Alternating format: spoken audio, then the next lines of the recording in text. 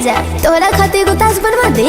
के नहीं तेरा होए नहीं बहाइस होके जौन कहबो पूरा फरमाइश होके अरे नहीं फॉर्च्यूनर नहीं चाहिए राजदूत नहीं फॉर्च्यूनर नहीं चाहिए राजदूत तो ससुर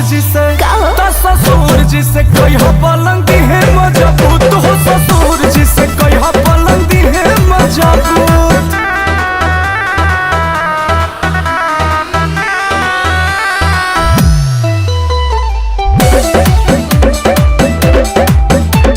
के पापा नो करे करले सारा कारी तो सोना को दी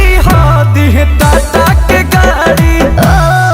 तो हमर भाई हो करले ठेकेदारी तो एगो बंगला चाहिए जेमे होके फुलवारी नोट कलता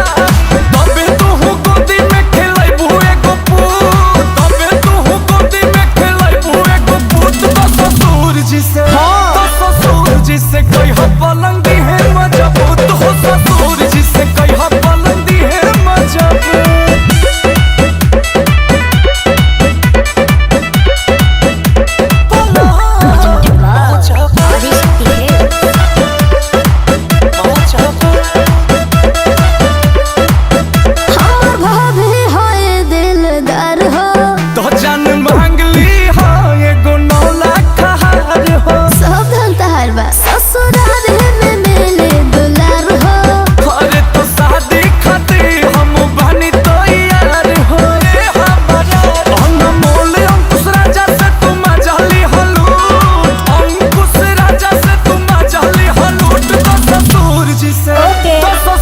जिससे कोई हो पलंग